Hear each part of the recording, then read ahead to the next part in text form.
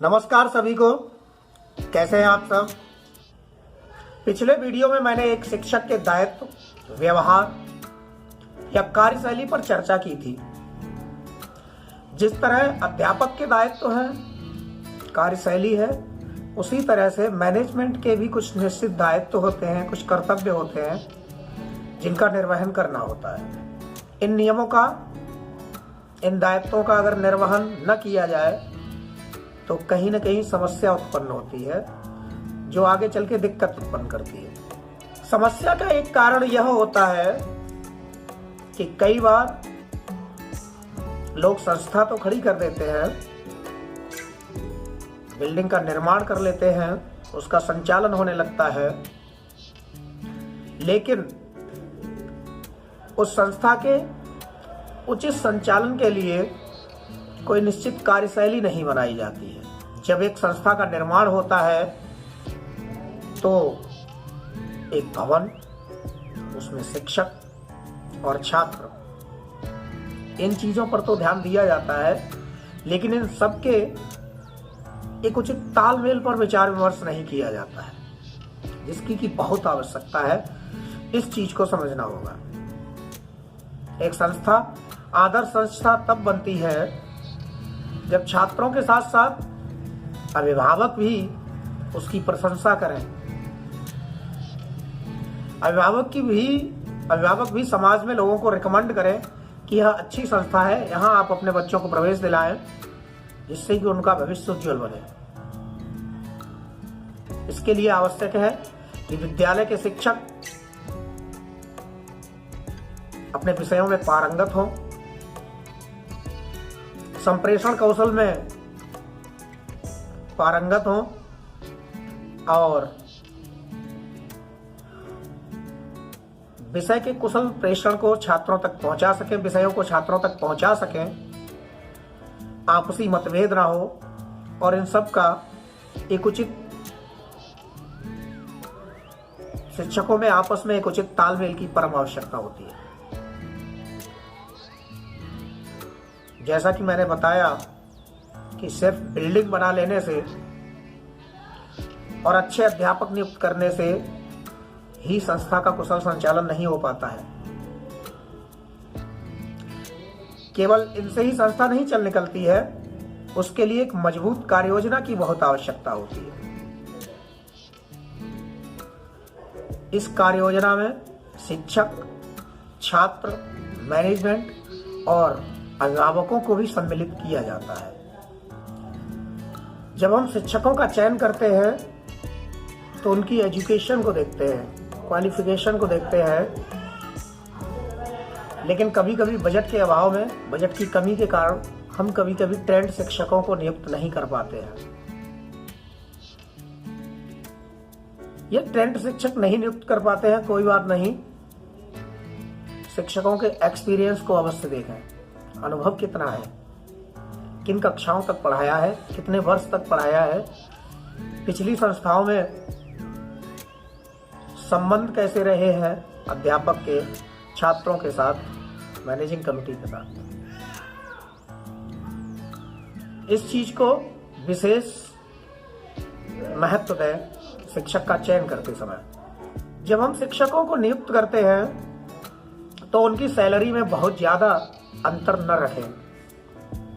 यदि आप सैलरी में बहुत ज्यादा अंतर रखेंगे तो कहीं न कहीं अध्यापकों में विद्वेष उत्पन्न होगा, जो आपसी मतभेद पैदा करेगा। यदि शिक्षकों की सैलरी में अंतर भी रखते हैं तो उसका एक निश्चित क्राइटेरिया ले लें, एक निश्चित क्राइटेरिया रखें, कुछ निश्चित मानक रखें, जिससे कि यदि ऐसी बात उठती है तो उन शिक्षकों को जो विरोध कर रहे हैं, उनको संतुष्ट किया जा सके। शिक्षक संतुष्ट रहेगा तभी वह सही तरह से कार्य कर सकेगा। जैसा कि आपको पता है कि जो दिखता है वही बिकता है, यह नियम यहाँ भी लागू होता है। जब शिक्षक का आप इंटरव्यू लेते हैं, उसे नियुक्त करते हैं, फाइनलाइज करते हैं, तो एक नियमावली का पहले से निर्माण करके रखें, उसे कुशलता पूर्वक बना लें जिस पर शिक्षक के हस्ताक्षर करवाएं और स्वयं मैनेजर के हस्ताक्षर करें। इससे आपकी स्थिति मजबूत होगी। शिक्षक उन नियमों को मानेगा, उन नियमों को मानने के लिए बाध्य होगा और कार्य और कुशलतापूर्वक करने का प्रयास करेगा। आपके विद्यालय की एक विशेष छवि बनेगी जिसे हर शिक्षक मानने को बाध्य होगा। इस नियमावली में कुछ शिक्षकों के कर्तव्य रखें, कुछ मैनेजमेंट के कर्तव्य रखें और छात्रों से संबंधित भी कुछ बिंदु रखें। जब कोई व्यक्ति कार्य करता है तो उसे थकान अवश्य होती है, यह आप भी जानते हैं।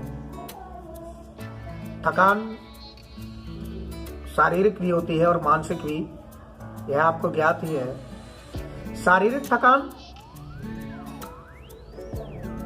में शरीर को श्रांति होती है और मानसिक थकान में मन से व्यक्ति थोड़ा थक जाता है। अध्यापक क्योंकि मानसिक कार्य करता है तो उसे मानसिक स्वयं थकान होती है। और व्यक्ति जो कार्य करता है उसे यह समय पर पारिश्रमिक मिल जाता है तो उसकी थकान में कहीं न कहीं अंतर आ जाता है, कम हो जाती है। कोशिश करें कि अध्यापक को सैलरी समय पर दें। उसके लिए कोई ना कोई एक तिथि निर्धारित कर दें या तिथि 1 से 10 के बीच में रखें। उस निर्धारित तिथि पे अध्यापक को पेमेंट कर दें जिससे उसे बेहद खुशी मिलेगी और वह पूर्ण मनोयोग से कार्य करेगा। क्योंकि जब भी टकराव होता है तो सैलरी के मैटर पे इसी बात पे होता है। एक शिक्षक का पेमेंट 8 तारीख को मिल जाता है, वहीं अन्य शिक्षक की सैलरी 15 तारीख तक पहुंच जाती है, जो सर्वथा एक दूसरे के प्रति वैमनस्य को उत्पन्न। मैनेजमेंट को चाहिए कि शिक्षक की सैलरी समय पर देते रहे जिससे कि आपस में मनमुटाव उत्पन्न ना हो। होता यह है कि जिस तरह से फीस आती रहती है उसी तरह से शिक्षक का पेमेंट होता रहता है, जो कि सर्वथा अनुचित है। इस तरह से एक शिक्षक की सैलरी 5 तारीख को मिल जाती है और एक शिक्षक की सैलरी 20 तारीख तक चली जाती है, जिससे कि मनमुटाव उत्पन्न हो जाता है और शिक्षक अपना वेस्ट नहीं दे पाता है। यदि समय पर पेमेंट होता रहेगा तो शिक्षक संतुष्ट रहेगा और अपना 100% विद्यालय को देगा, अपने संप्रेषण में निखार लाएगा। यदि आप कहेंगे कि शिक्षक को थोड़ी सी तैयारी करनी चाहिए तो वो पढ़ाने के लिए तैयारी भी करेगा, आपको अतिरिक्त समय भी देगा, यदि उसकी कोई मजबूरी नहीं होती है तो। विद्यालय प्रबंधन विद्यालय में कमजोर छात्रों को पढ़ाने के लिए या सभी छात्रों को पढ़ाने के लिए कोई ना कोई एक्स्ट्रा पीरियड निर्धारित करता है, अतिरिक्त समय मांगता है शिक्षकों से। विद्यालय प्रबंधन को टाइम मैनेजमेंट का बहुत ध्यान रखना है। प्रयास करें ग्रीष्म काल में छुट्टी के बाद एक्स्ट्रा टाइम लें और शीतकाल में विद्यालय के प्रारंभ में यह एक्स्ट्रा टाइम लें।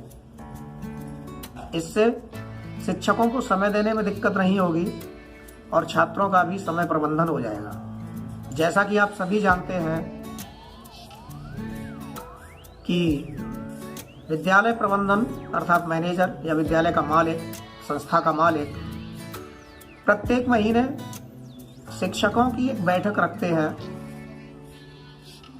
प्रत्येक महीने शिक्षकों की एक बैठक रखनी चाहिए जिसमें सभी शिक्षकों को बुलाएं और स्वयं भी उसमें बैठे।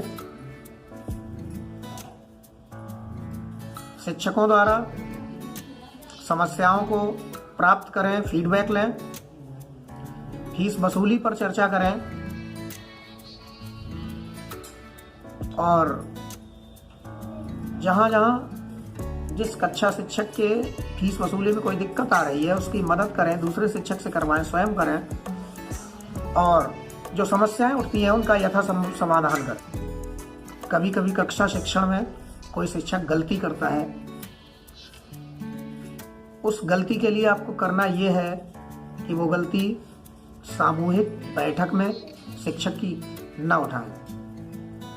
इससे शिक्षक में हीन भावना का संचार होता है। जो समस्या उठी है उसे उसी दिन कक्षा समाप्त होने के बाद एकांत में उसको जाके समझा दें। वह निश्चित ही सुधार करेगा और कार्य कुशलतापूर्वक करेगा। किसी किसी संस्था में मैनेजर स्वयं संस्था की देखभाल करता है, स्वयं पूरे समय उपस्थित रहता है। यदि ऐसा नहीं होता है तो वह प्रधानाध्यापक को नियुक्त कर देता है इस कार्य के लिए। स्वयं मैनेजमेंट खुद या फिर प्रधानाध्यापक से प्रत्येक कक्षा का प्रत्येक कालांश में निरीक्षण करवाएं और देखें कि कौन सा शिक्षक शिक्षण कार्य में, संप्रेषण में कहां पर गलतियां कर रहा है, ताकि उनका उचित समाधान हो सके। कई बार शिक्षक अपने विषय में होशियार होता है, एक्सपर्ट होता है, लेकिन वह कक्षा में छात्रों को सही तरह से संप्रेषण नहीं कर पाता है, सही तरह से नहीं पढ़ा पाता है, सही तरह से नहीं दे पाता है। तो उसका समाधान हो और उसकी संपूर्ण योग्यताओं का सही तरह से प्रयोग हो सके, इसके लिए गहन निरीक्षण की आवश्यकता है। कई बार शिक्षक के कक्षा में बोलने का तरीका अलग होता है, कई बार पढ़ाने का तरीका डिफरेंट होता है, कक्षा व्यवस्थापन सही नहीं है या उचित हाव भाव की कमी है। इन सभी चीजों का सुधार इस निरीक्षण के द्वारा ही संभव है। आप उस शिक्षक की एक डमी कक्षा भी करवा सकते हैं, इसमें मैनेजमेंट से कोई बैठ जाए, अध्यापक गण बैठ जाए और उनकी वह कक्षा ले, जिससे कि उसकी कमियों का उचित सुधार किया जा सके। विद्यालय की समय सारणी बनाते समय शिक्षकों की योग्यता, अनुभव के आधार पर ही उन्हें विषयों का अध्यापन और कक्षा सौंपे। यही उचित मैनेजमेंट है, यही आदर्श कक्षा है। कई बार विषय के अनुसार शिक्षक नहीं लगाए जा पाते हैं।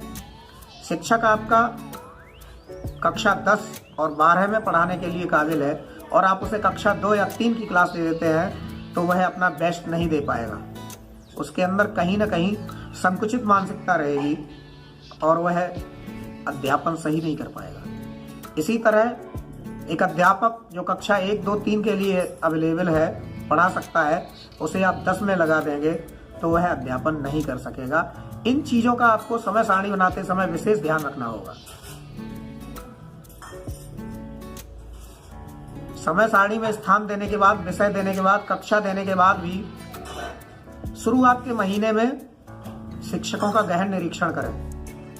कई बार ऐसा होता है कि शिक्षक उस योग्य नहीं है और उसने बड़ी कक्षा ले ली है तो वो पढ़ा नहीं पाएगा और उसको उसके अनुसार ही कक्षा में आपको रखना होगा। इससे छात्र समझने के लिए छात्र उचित तरीके से समझ सकेंगे और विद्यालय व्यवस्थापन में कमी नहीं होगी। जिन शिक्षकों को आप जो कक्षा सौंप रहे हैं, समय सारणी में जो स्थान दे रहे हैं, जब पूरी तरह से सेट हो जाए तब विषयाध्यापक को, अध्यापकों को, अपने पूरे स्टाफ को दिए गए विषय की तैयारी करने के लिए अवश्य कहें। कई बार ऐसा होता है कि शिक्षक तैयारी नहीं करता है और कक्षा में वह पढ़ाने में अपने आप को कहीं न कहीं थोड़ा बहुत अक्षम पाता है। यदि उसकी विषय की थोड़ी सी तैयारी होगी, कक्षा लेने से पूर्व वह थोड़ा सा अध्ययन कर लेगा तो निश्चित ही वह कक्षा में आत्म कौशल के साथ पढ़ाएगा और छात्रों को बहुत अच्छा समझ में आएगा। शिक्षक यद्यपि इस काम के लिए थोड़ा मना कर सकते हैं, कोशिश करें कि यदि 2 पीरियड्स के बीच में वह 2-4 मिनट, 5 मिनट अगर पुस्तक देख रहा है, तैयारी कर रहा है तो उसे वह समय दे दें, क्योंकि जब वह पढ़ेगा तभी अपना उचित समय दे पाएगा, उचित पढ़ाई करवा पाएगा कक्षा में। हम जो पुस्तकें लगवाते हैं अपने विद्यालय में बच्चों के लिए, उनका एक एक सेट विद्यालय में भी रखें, क्योंकि विषयाध्यापक तैयारी कहाँ से करेगा। उसकी तैयारी के लिए कुछ पुस्तकें रखें उसके पास, विषयाध्यापक को पहले से ही प्रदान कर दें, जिससे कि वह उनसे तैयारी कर सके और अच्छी तरह से पढ़ा सके। शिक्षकों द्वारा विषयाध्यापन का तो आप अवलोकन कर ही रहे हैं। उनके द्वारा बच्चों को जो कार्य दिया गया है, बच्चों की कॉपी में जो कार्य दिया गया है, उसका निरीक्षण किया गया है, उसको भी देखते रहें। अगर कहीं कोई छात्र की गलती है या कहीं कहीं किसी विषयाध्यापक की गलती है तो उसमें सुधार किया जा सके। आपने देखा होगा कि कभी कभी अभिभावक भी उस विषय की कॉपी में ही नोट आउट कर देते हैं, जो हो सकता है विषयाध्यापक संकोच बस या किसी अन्य कारण से आपको न दिखा सके, तो वह आपकी दृष्टि में आ जाए और उस समस्या का समाधान हो सके। इन सारी चीजों को हमें और आपको समझना है। एक बिंदु और मैं बताना चाहूंगा कि माह में शिक्षक और मैनेजमेंट की तो मीटिंग हो जाती है, किंतु शिक्षक, अभिभावक और मैनेजमेंट, इन तीनों की संयुक्त मीटिंग नहीं हो पाती है। एक संयुक्त मीटिंग का भी महीने में आयोजन करें, 2 महीने, 3 महीने में, जो आपको उचित लगे, जैसा आपके पास समय हो, उस हिसाब से एक बैठक का आयोजन अवश्य करें। प्रयास करें शिक्षकों से लिख के, मैसेज करके, कॉल करके, जिस हिसाब से हो, प्रयास करें कि ज्यादा से ज्यादा अभिभावक इस बैठक में सम्मिलित हों। इस बैठक के द्वारा आपकी फीस वसूली पर प्रभाव पड़ेगा। आपकी फीस वसूली होगी, अभिभावकों की जो समस्याएं हैं छात्र को लेकर या शिक्षक को लेकर या आपके विद्यालय को लेकर या मैनेजमेंट को लेकर या आपके वाहन को लेकर, कई बार वाहन को लेकर भी समस्याएं होती है। आपके पास ट्रांसपोर्ट की व्यवस्था है, आपका वाहन तेज गति से चल रहा है या कुछ और समस्या है, तो उसका भी समाधान इस बैठक में अवश्य ही हो जाएगा। और जब फीस वसूली होगी तो आपके विद्यालय का कुशल संचालन होने में निश्चित ही सहायता मिलेगी। इस तरह समाज के लोग और अभिभावकगण आपके विद्यालय से, आपके स्टाफ से भावनात्मक जुड़ाव महसूस करेंगे और आपके लिए सपोर्ट रखेंगे। अध्यापकों की सैलरी को फीस वसूली से कदापि ना जोड़ें, इससे मैनेजर की न्यूनता दर्शित होती है। अध्यापकों की जरूरतों को मैनेजमेंट को निश्चित ही समझना चाहिए और अध्यापक के गहनता से मांगने से पूर्व ही अध्यापक के वेतन का भुगतान कर दें, जिससे कि शिक्षक को कोई दिक्कत ना हो और वह पूर्ण मनोयोग से संस्था के हित में कार्य करे। एक चीज का विशेष ध्यान रखें, यदि कोई फेस्टिवल, चाहे छोटा हो या बड़ा, इससे फर्क नहीं पड़ता है, यदि कोई फेस्टिवल सैलरी के लिए निर्धारित डेट से पहले आन पड़ता है तो उस डेट में उसका भुगतान कर दें। और एक चीज और कि सैलरी का भुगतान करके शिक्षक पर एहसान न दिखाएं, क्योंकि इससे कोई बहुत बड़ा फर्क नहीं पड़ता है। सैलरी आपने शिक्षक को तब दी है जब उसने महीने भर कार्य किया है। हाँ, एक बात से विशेष फर्क पड़ेगा कि फेस्टिवल पर सैलरी के साथ साथ यदि प्रयास करें, कोई भी छोटा या बड़ा गिफ्ट अवश्य दें। गिफ्ट की कोई कीमत नहीं होती है, लेकिन जिसको गिफ्ट दिया जाता है उसका मनोबल जरूर बढ़ जाता है।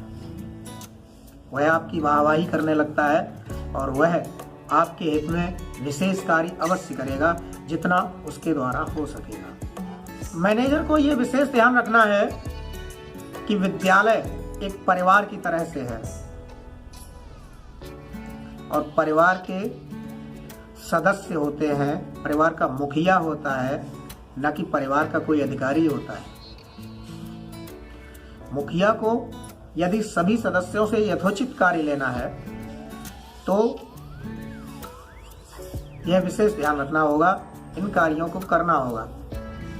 सभी शिक्षकों को समान समझना होगा और एक विशेष बात का ध्यान रखना होगा कि समस्त देख रेख व्यवस्था स्वयं करनी है। प्रधानाचार्य को शिक्षक के शिक्षण से संबंधित समस्त कार्य एवं दायित्व सौंप दें। इससे आपका विभाग अलग हो